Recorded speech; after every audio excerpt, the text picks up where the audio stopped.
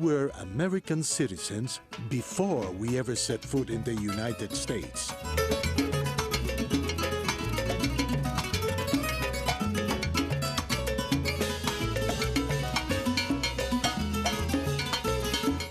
That made us unique among immigrants.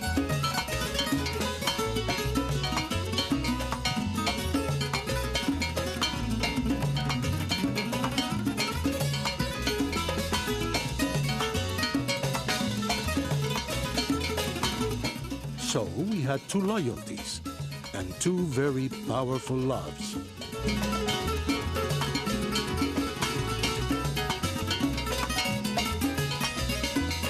It was not easy, but we always had the possibility of making the best of both worlds.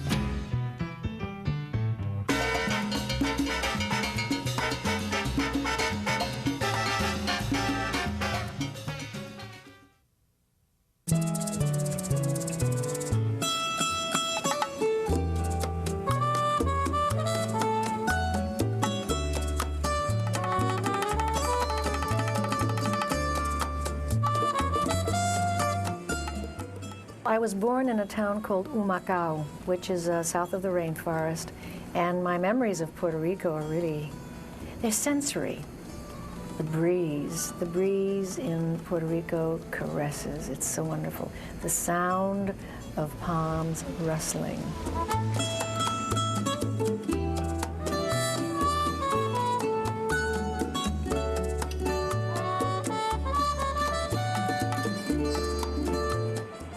The water, the colors of the water, the way they change, the color of the sand, the color of the sky, the cloud formations. It is like getting high at such an extraordinary level of beauty and of peace that nothing, absolutely nothing compares to that. There's a very beautiful place in Ponce, Parque de Bombas. There's this beautiful fountain with lions because the leon is one of the symbols of Ponce.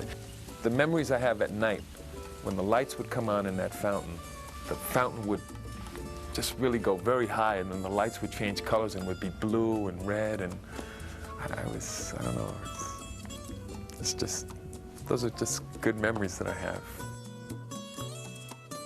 These memories of Puerto Rico's beauty become all the sweeter when we are no longer living there. No longer living amid the beauty and innocence of our first true home, our tropical pearl.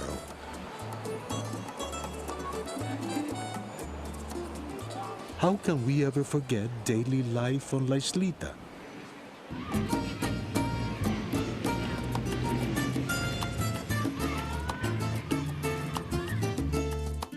It was a quiet town when I was growing up.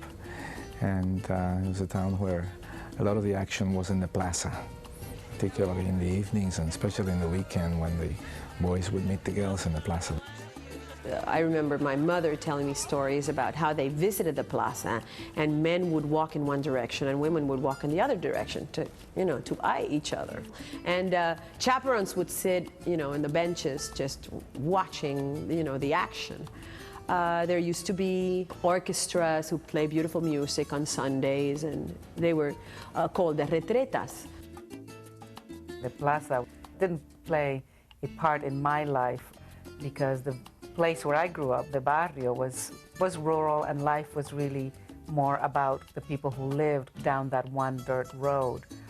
So on Sunday afternoons, when the señoritas in the pueblo were strolling the plazas, I wasn't doing that. I was, in fact, just playing with my friends, probably playing stickball in the dirt road of the barrio. One of my loveliest visual memories is of women washing clothing at a big river. They had big stones, and in place of washboards, they used the stones, these big stones, in which to scrub the clothing, and they'd sing all the time to just entertain themselves and to entertain each other. It's one of the prettiest memories I have. They were always wearing brightly colored cotton dresses. For all its charm, rural life in Puerto Rico had always been extremely hard. In time, it became almost impossible to maintain. Sale loco de contento con su cargamento para la ciudad, para la ciudad. The songs of Rafael Hernandez, who was a great songwriter, reflect the extreme poverty that was taking place at that time. And there's one about Jibarito, which is Jibaro is someone who works in a farm, about how he planted his crop and had his crop, and then he went to the town square hoping to sell the product so he could go back to his wife and his family with some money. El jibarito va cantando así, diciendo así, soñando así por el camino. But then when he got to the town, he found that nobody had any money and nobody was buying anything. So the end of the story, the farmer talks about how sad the situation is and what is going to happen to Puerto Rico. Voy a comprar. The Puerto Rican migration really began to build after the Second World War. It coincided with the development of industrialization in Puerto Rico as a result of the so-called Operation Bootstrap, which was a creative way to bring American industry to the island and give them tax breaks and other opportunities. So people from the rural areas moved to the cities to work in industry. And as a result of that, new aspirations developed. People came to the larger cities, such as San Juan. The jobs weren't always there, so they began to look towards the United States. It was a painful experience to have to leave our paradise, but mainland America became for us, as it had for so many others, the land of promise and possibility. He came by boat in those days. The famous Marine Tiger, where the first wave of Puerto Ricans came to New York City. And I remember seeing the Statue of Liberty as we went by, and we all cried because we felt, as the other immigrants to this country have felt, even though we were Native American citizens, that we were going to a land of opportunity. And my first memory of this country is seeing this giant lady in the harbor and thinking, a lady runs this country? Another phenomenon that was created because of the situation at the time is called leapfrogging. Your family would pool their money together to get one ticket to send, let's say, Tío Roberto. Because Tío Roberto has a little knowledge of English, and we know that wherever he goes, he will be able to get a job. And then the leapfrog effect comes into play, where he goes there, he saves up money, then he sends for his wife. Then he sends for his children. And then they work as a family union, then they bring the grandparents. My grandfather had come here from Puerto Rico to find a better life, and he worked as a dishwasher. Eventually he saved up enough money, and it took him 2 years to bring the rest of the family. He had 6 children and his wife, to bring them here. As I was growing up in the 60s, I was born in 61, and as I was growing up, my grandfather had 2 houses that were connected by a driveway.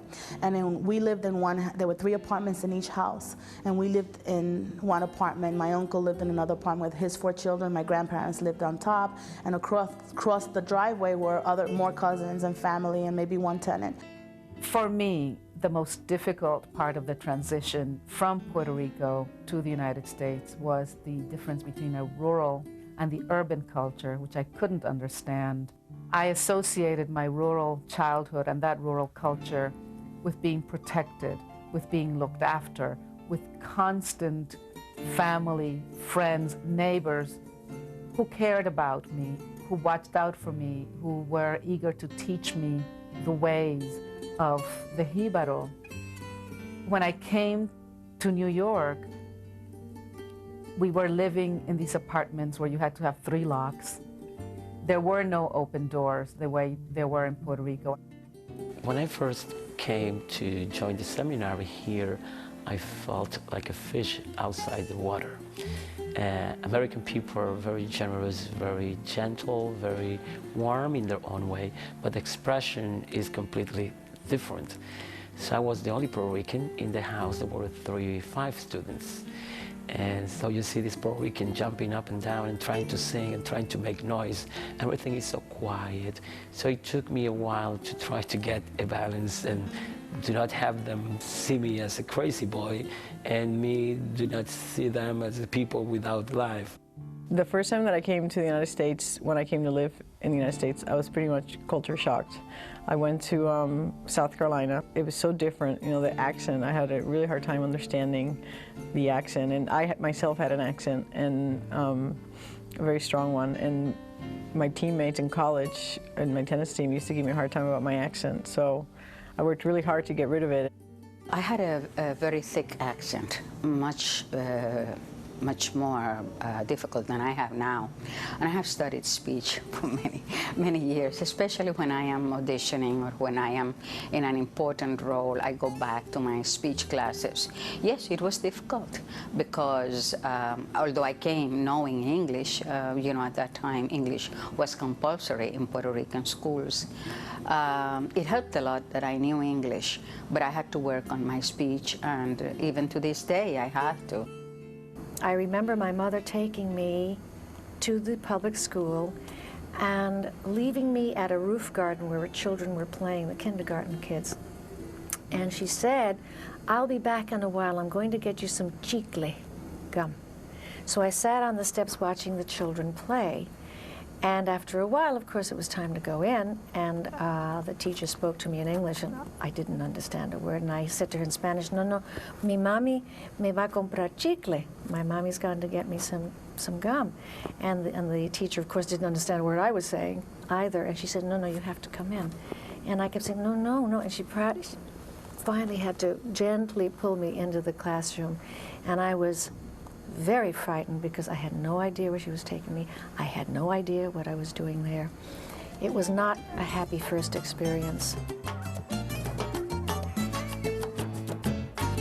There were some first experiences, though, that took us by surprise in a pleasant way. We couldn't understand what snow was until we saw it in this country. And then first snowstorm we saw, we played out there for hours. We were numb from the playing out there. I remember the changes of color in the vegetation. You know, red trees and orange trees and blue trees, and I couldn't believe it. It looked just like my English books. Even in this strange land, we managed to find comfort in some of the small, familiar things we brought here from home.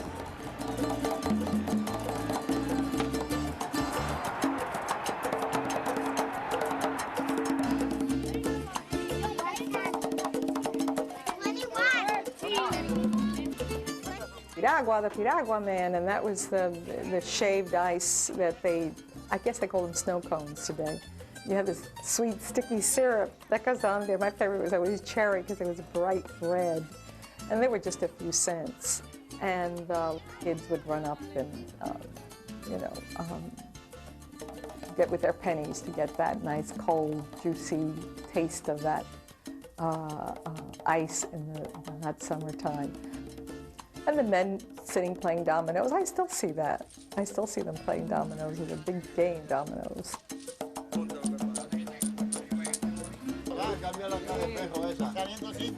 Only by helping one another, pooling resources, and working as a broad community, hombro con hombro, could we make our adjustment to the mainline culture a little less difficult. My aunt had these very large apartments, and we would live in one room, and then she would rent out the rooms to other Puerto Ricans who were coming in. In a sense, I almost feel that almost the entire Puerto Rican migration was going through my apartment, and I would help the other Puerto Ricans because by then I could speak English and Spanish, and I would look up the Spanish paper and tell them where they could go and get jobs. As a newspaper, El Diario provided a strong connect, not only to each other, because they were here in different communities, but also to the island. What was happening back home, and it spoke in their language. You know, it spoke in the language that united them in their experience. And everything from the labor movement to the cultural pride celebrations to documenting the injustices of the time. I think that just having a newspaper that was in their language, you know, provided a sense of sanity. In the early part of the migration, all the towns had home clubs in New York, sometimes even more than one, the hometown clubs. And I think that was an effort to recreate that type of small town life that suddenly was absent here.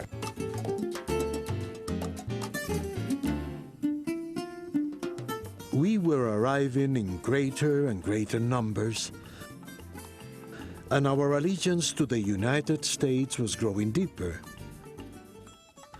But we could never completely break the ties to the home we left behind. Even if you become what they call a New Yorican, yeah, because you're a New Yorican, because you come here and you learn, you know, you're a New York and you're Puerto Rican, so they cut the word there. But your heart is really down there in the island, because your parents were there, your grandparents were there, you grew up there. There is always this longing for the island and this loving. The Puerto Ricans have a total love affair with their country, and I think it is beautiful. To every Puerto Rican who is outside of the island, for whatever reason, there is one little song that we all love very much, and that is En mi viejo San Juan. It makes everybody misty-eyed, and En mi viejo San Juan, cuántos sueños forjé, en mis años de infancia, mi primera ilusión y mis cuitas de amor son recuerdos del alma. Una tarde partí hacia extraña nación, pues lo quiso el destino, pero mi corazón se quedó frente al mar en mi viejo San Juan. Adiós, adiós, adiós, Borinquen querida. Adiós, adiós, adiós, mi diosa del mar. Me voy, ya me voy, pero un día volveré a buscar mi querer, a soñar otra vez en mi viejo San Juan. I can't. Oh.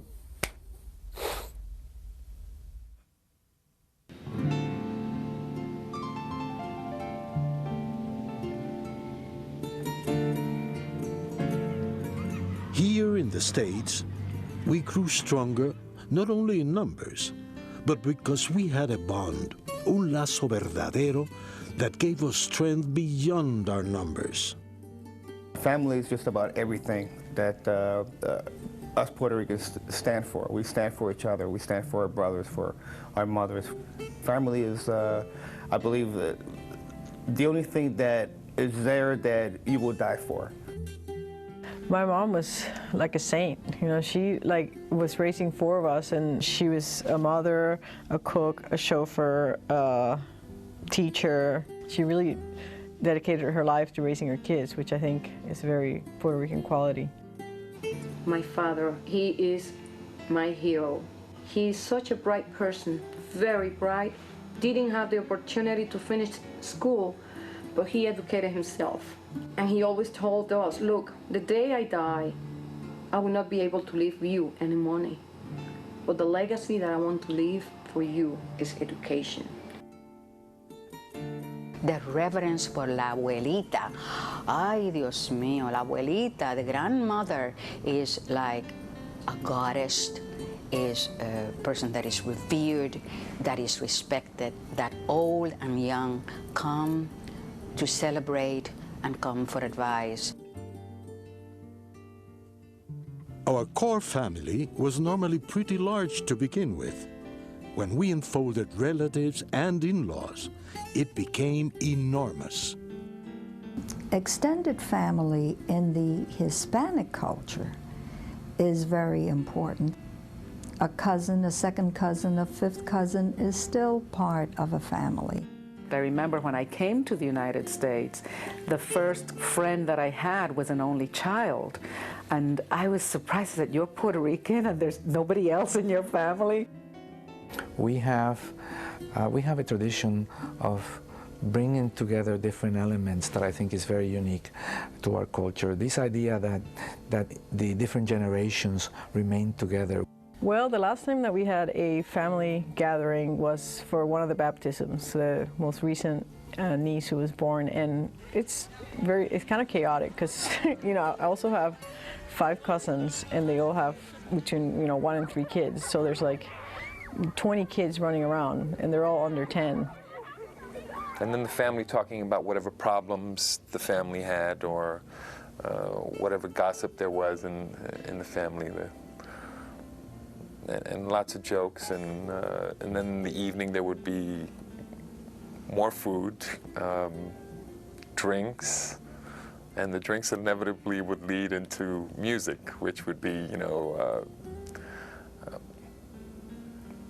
playing Tito Puente or Tito Rodriguez, and then if somebody had enough rum and cokes in them, I guess the guitars and the instruments would start coming out. A profound love of music was something we all shared.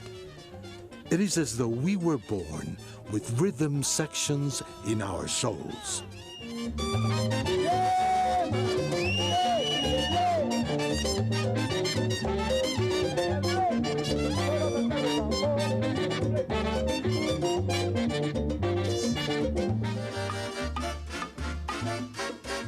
The Palmieri brothers are just spectacularly good musicians. All I need to hear is the piano. And they start doing what they call a montuna or guajeo. Gunge, gunge, gunge, gun, gang, gang, gang, gang, gang, gang, gang. Ah, that's it. I'm theirs. One of my aunts owned a little store in Puerto Rico, and my sense of music during that time is so vivid because of her Bellonera, which is a jukebox, and the songs of Roberto Ledesma and Lisette and La Lupe, El Trio Los Panchos, El Gran Combo. All of that music during that time is like totally locked in my head, and I'll come out with a song from, I'm not even going to say the dates, but If you talk about, playing an instrument, Tito Puente is the best. He's the master of the timbales. I can watch him and I'm in awe every time I see him. He's a master.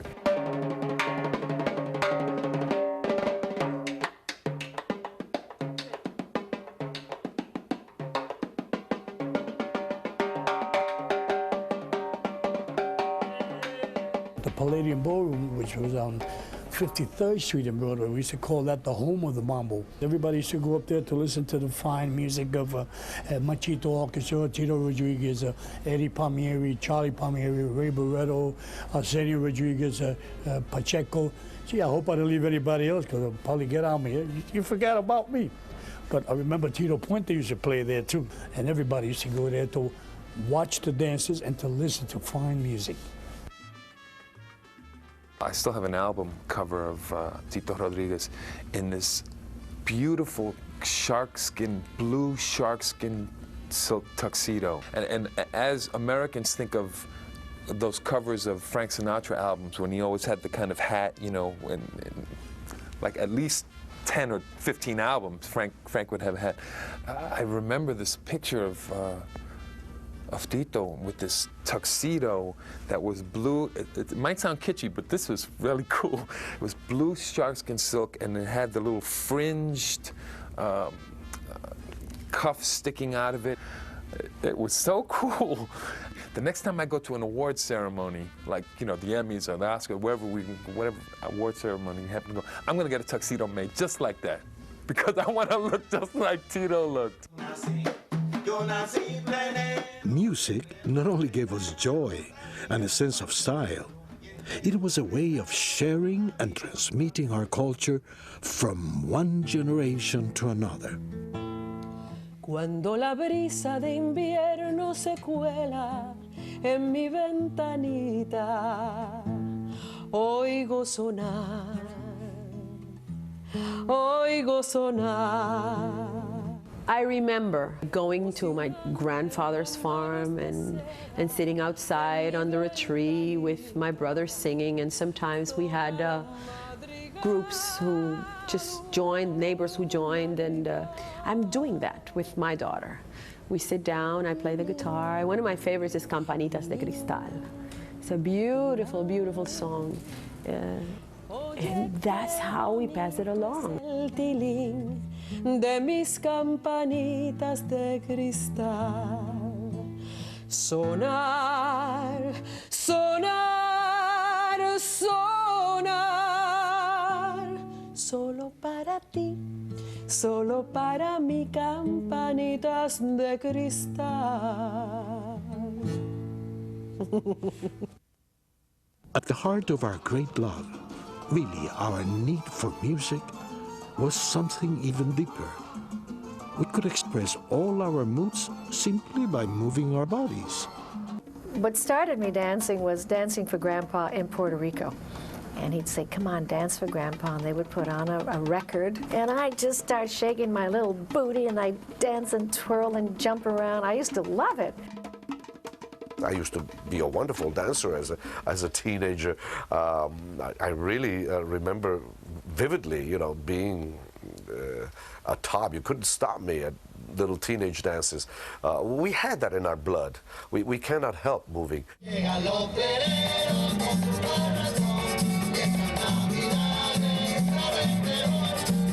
We have different dances, and our dances came from different roots. One of the roots is from Africa, Spain, and from Taino Indians. The bomba dance is the dance that the root came from Africa. This dance is almost a primitive sound with a lot of drum and a very strong rhythm. And the movement is with a lot of spontaneous movement with your body, your head, your hands, and with your heart. One dance had a special big city flavor and flair. A New Yorican hot sauce.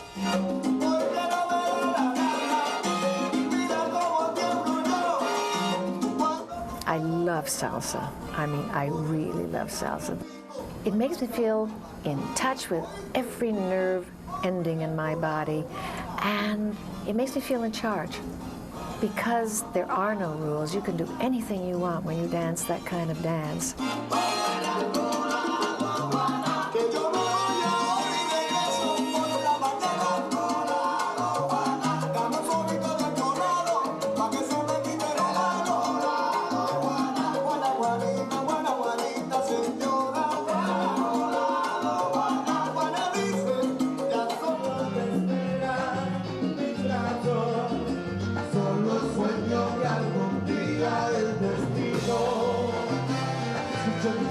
Cuando yo canto salsa, es algo que nace en mi corazón. Ustedes pueden ver mi cara, mi baile en la tarima. Significa lo que yo expreso para el público, es sentimiento. Eso es salsa para mí. I'm Irish and Swedish. I don't understand a word of it. I don't speak it, but I definitely feel it. It comes from inside. I love it. People love our rhythms, and that's important. And they dance to it. Whether they know how to dance or not, but they jump up and down, they enjoy it, and that's important. Music and dance are wonderful and dramatic expressions of our culture. But when we all sit down at the table, culture has never tasted so good. The food I grew up with, the food that my mother used to make for me and my grandmother, all of these things enrich a person, not only because they taste good, but because it brings back memories, it makes you part of the land. You must belong to a land. And The land I belong to is grand, like they say in Oklahoma. To smell those smells coming from the kitchen of, you know, the garlic and the sofrito, which is the mixture of spices that's used to not only color the rice, but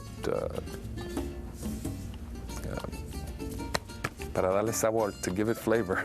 I have to say it in Spanish. It's funny things, certain things I have to say in Spanish to know what they are in English. When that arroz con pollo is going in the kitchen, man, I'm like, I'm okay.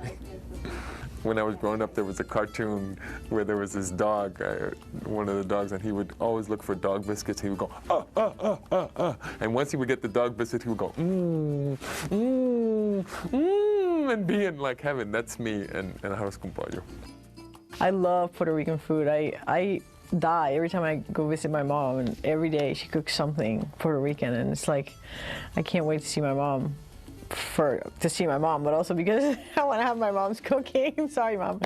But, you know, arroz con pollo, pollo en fricasé, viste encebollado, viste empanado, asopao.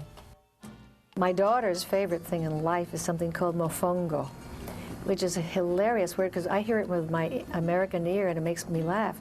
Mofongo. It sounds like a bad word, doesn't it? It isn't. It's just fried plantains that you mash up with a little bit of olive oil and garlic and crisp pieces of bacon, or tocino, which is really salt pork, but fried to a crisp so it really crackles. The other one at 9. You could have told me. And the other one at 6:30. Well, my favorite is what's known as vianda, which came from the Taino culture. And it includes potatoes, it includes batatas, yautía, yuca, and a little bit of oil and vinegar. And in some cases, we may eat that with codfish, or known as bacalao, or that, which is riquísima.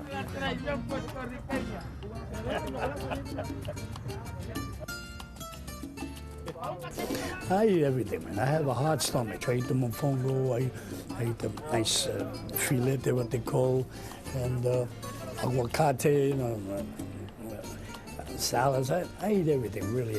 And I don't need no Pepto-Bismol after that.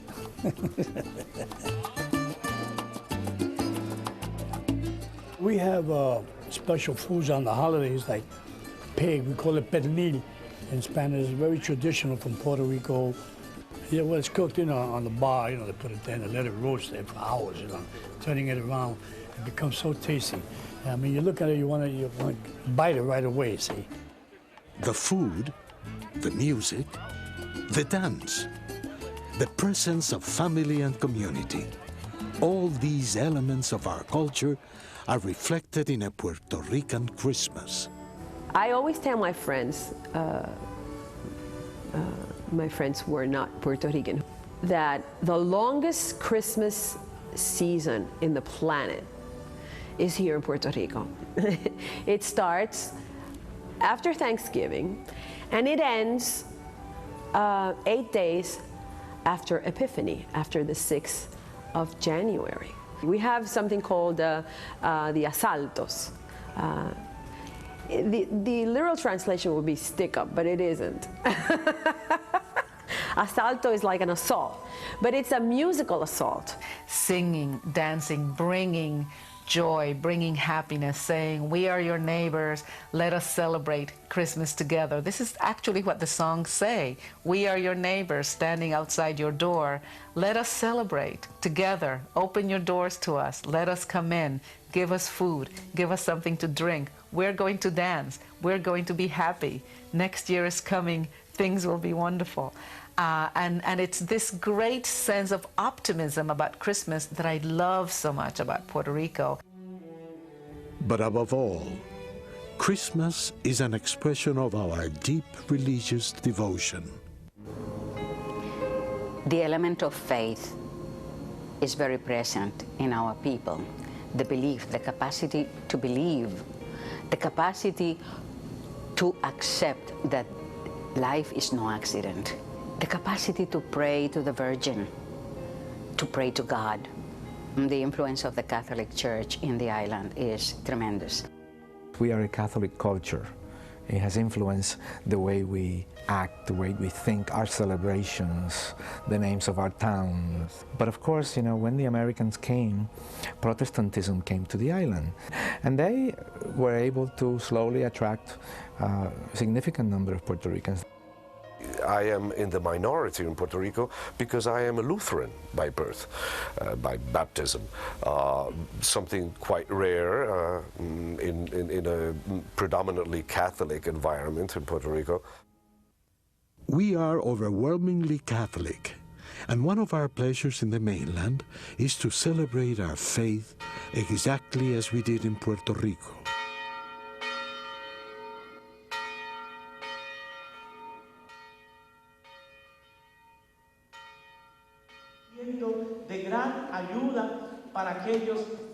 The Spanish Mass began here 20 years ago, and it wasn't easy for the people then. I have spoken to people who were here back then, and they refused to give us Mass in Spanish. What that says, you're in America, you should learn English. But, you know, one of the priests here back then told one of the members of that committee who was trying to get Spanish Mass, if they could fill the church, they will have a Spanish Mass.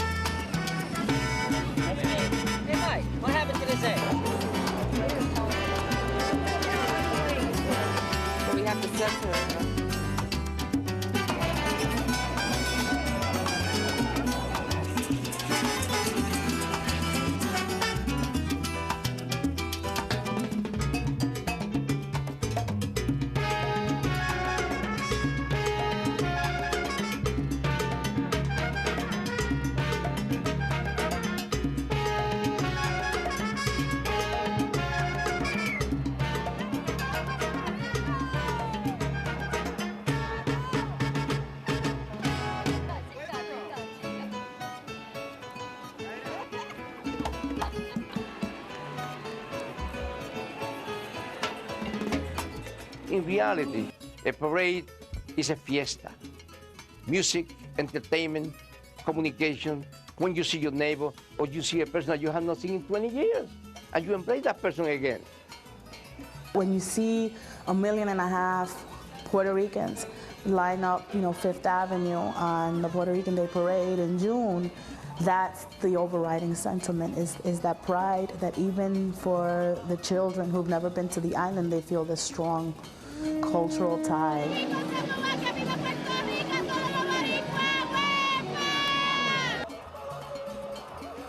I always participate in the parade. From the thing now, I don't like to walk that much anymore. I asked him for a Cadillac. So now they're, oh, Tito wants a Cadillac. Well, hey, you want me? You got to give me a Cadillac. If I don't go, it won't. But that's not true. I'm always on a float.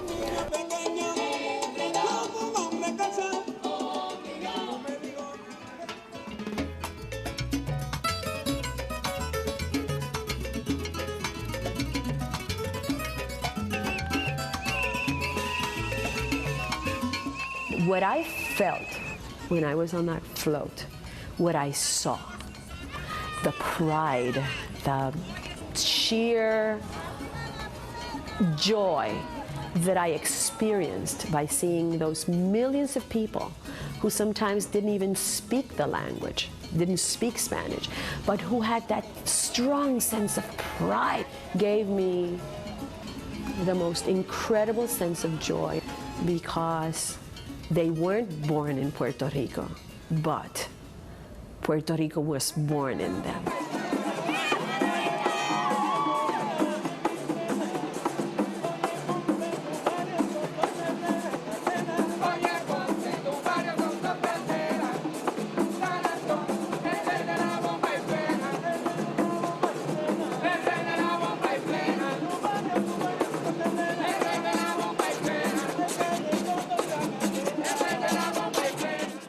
one of the things that makes me proud of being Puerto Rican is the passion that I bring to everything. You know, I do to my work, you know, to my social life, to my relationships. You know, it's important to convey that passion. And I think if anything that we can bring to the dominant culture is a connection to feeling. Ours is a very old and worldly wise culture, and our folk wisdom has been condensed into a shorthand called refranes, proverbs which we all know and value. One of my favorites is el mismo jíbaro en diferente caballo, the same jíbaro on a different horse. And this refers to somebody you might get all dressed up, but you're still the same person. You can't fool us. You're the same jíbaro on a different horse. Si tiene remedio, ¿para qué preocuparse? Y si no tiene remedio, ¿para qué preocuparse? Which loosely translated is, if there's a solution to the problem, why worry? If there is no solution, why worry? I remember my grandmother was always talking with refranes, and one that comes to mind is that hay que saberlo hacer para saberlo mandar, which means you better know how to do it before you ask anyone else to do it. And that was one that she drove me crazy with that. Well, she made me learn how to do a lot of things. Camarón que se duerme se lo lleva la corriente. Literally, it means a shrimp that goes to sleep is washed away by the current. And it means essentially that you have to be alert, you have to be aware of what's happening around you. When you feel that you know somebody very well, you say, te conozco como si te hubiera parido. I know you as if I had given birth to you. And then when there's a big crowd and somebody comes unexpectedly and you're just like, we're not expecting this person and it's like too many people, you say, éramos mucho y parió la abuela. You know, we were a lot and then grandma gave birth. Saturday is the day that in the country they kill the pigs for the party, okay? So the refrain says, a cada puerco le llega su sábado. Each pig meets his Saturday. Barco que no embarca no llega a puerto. Ship that doesn't sail will never get to the port. Things like that, that as I heard them, I thought, well, this is what life is about. Our culture is not only rich in folk wisdom, we are also very proud of our remarkable diversity.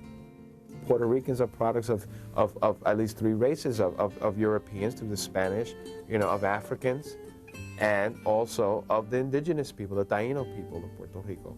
And so combined over a period of years, you know, you have now Puerto Ricans. We are brought up as one. I mean, I guess the mixtures of cultures that our ancestors. I mean, we are different colors. I mean, there are, little very light skin, blue eyes, green eyes, blondes, redheads. We have all sorts of, we're like a Baskin Robbins of cultures, you know, of colors in Puerto Rico. This has been part of our experience from the beginning of time. The intermarrying and interrelationship within the classes is a natural part of our existence. Puerto Rico has become a crucible where we can all live together. We can recognize the value of all these different influences in our culture, ethnic contributions, but maybe it's almost a premonition of what the whole world will be like.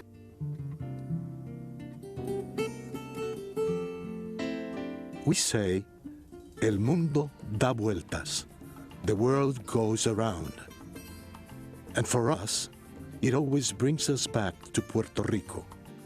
And then, of course, there was the annual trip to Puerto Rico, and that was getting on La Pan American, and I have pictures of myself at 5 and 6 and like a little bow tie and, you know, a vest and a starched white shirt to get on the plane to make this trip to La Isla. And of course, you know, landing on the island, and, you know, everyone that you'll talk to will say that when the plane, besides the prayers throughout the flight, you know, my mother sang the rosary, but when the plane lands, there's a breakout of applause. Not only because we've landed safely, but we are home. If you're flying into an airport, it's very easy to tell which gate the Puerto Rican flight is coming into, because there's always people there with banners and balloons, and you know, and they haven't seen each other for a long time, but and they always stand right when the doors open, so you can't get out of your gate because people are hugging and kissing, and it happens everywhere. But it happens more in Puerto Rico. When you have two homes, sometimes it's hard to tell which one is which. I walked into this colmado, which is a grocery store in a small village, and it smelled just like El Barrio. It smelled like my own, because the products were the same. The plantains, the yuca, the spices, the whole atmosphere was so Puerto Rican and so Caribbean that I thought, well, this feels like New York. One thing that I really try to instill in the young people, our young, Puerto Ricans, is that we need to go back and learn about our roots and really make sure that we understand them so we can talk to our kids about it and teach them where we came from. Although learning about our culture is always a good thing, our roots tend to be a little more tangled than most Americans. I always had a struggle deciding whether I wanted to be in Puerto Rico or wanted to be in the United States. The only way that I was going to win a gold medal in tennis was representing the United States. And in the end, it was a hard emotional decision, because I very much feel like I'm Puerto Rican and my heart is there. I think a lot of Puerto Ricans feel the same way, because we are Puerto Rican, though yet we're U.S. citizens, and it's not very clearly defined. I am a person who lives in two worlds. I am bilingual. I am bicultural. Sometimes I feel like a child jumping double Dutch. You have two ropes going in opposite directions very quickly.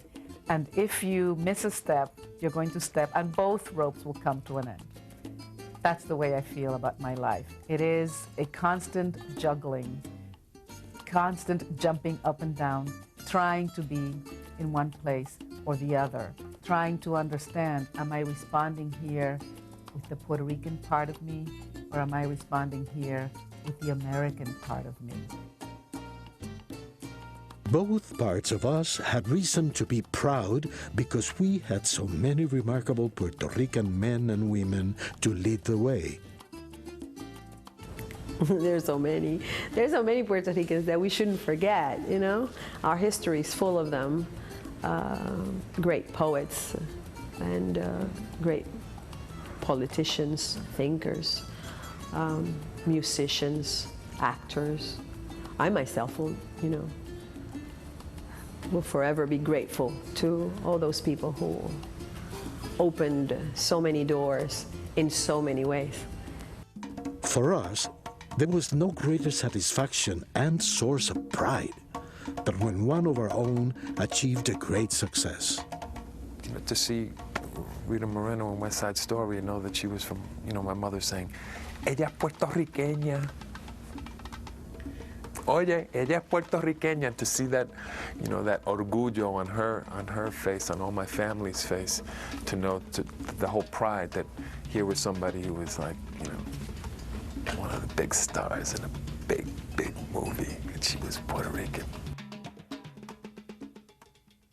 Jose Ferrer he was the first Hispanic to win an Oscar, and I turned out to be the second. So I enormously admired him, and I loved him for being allowed to play and doing with such great style classic roles that had nothing to do with being Hispanic. There's nothing wrong with playing a Hispanic person, but as an actor or an actress, you should be allowed the opportunity to play the role of whatever nationality, should have nothing to do with it. And I just so admired and loved Raúl Julia. What a dreadful, dreadful loss.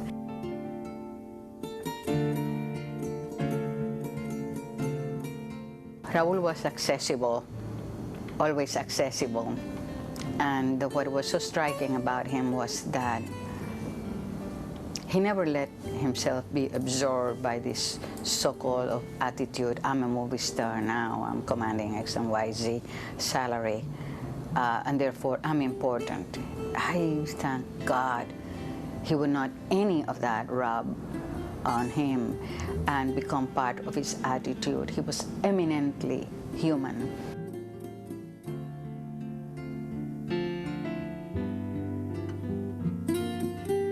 My father was one of these persons that was very proud, and he thought that he was not only representing his family, he was representing Puerto Rico, the island of Puerto Rico. So he really made sure that everything that he did was very respectable and with honor. Roberto was killed in a plane crash while he was on his way to Nicaragua on a relief effort. He didn't speak English and desperately wanted to be able to communicate in English in a kind of intelligent way, and was made fun of. I found that to be very sad, that here was this man who was very kind of dignified and spoke so well when you hear him speak in Spanish, and wanted to do so much for his people. So he's a hero. He's a hero of mine. Our Puerto Rican heroes and heroines made it possible for us to aspire to better lives. Through hard work and intelligence, we have turned those aspirations into a triumphant bicultural reality.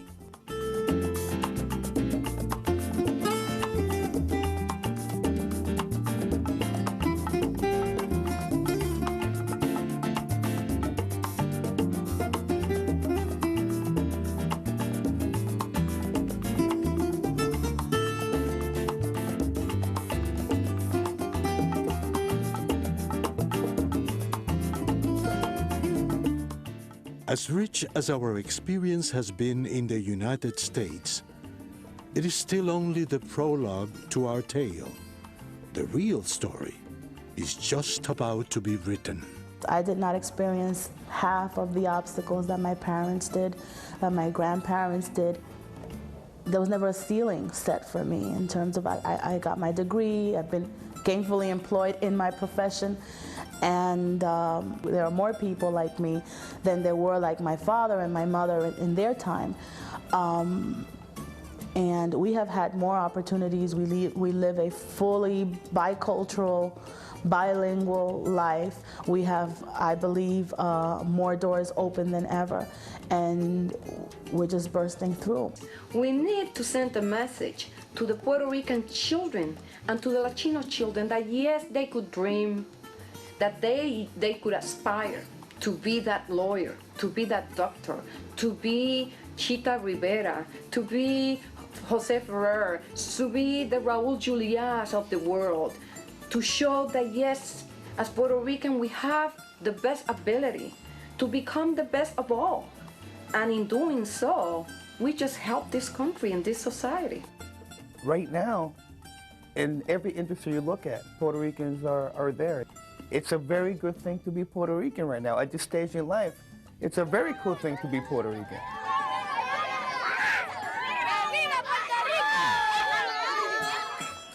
We must never become so cool, however, that we lose our great passion for life or forget about the deep emotions that keep our families united and connect us always to our islita.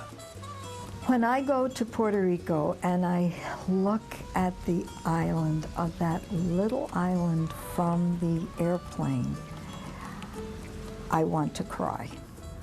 I really do, because it reminds me of my family.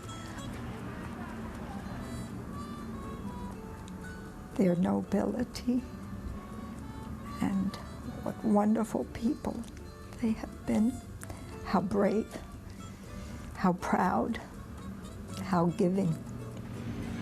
What I have is those memories of my family here in New York, on my mother's side for the most part, and living that time in Puerto Rico. And ahí fue que me dieron la mancha de plátano, which means that's where I have my little stain of the plantains, and that stays with me. That's near my heart.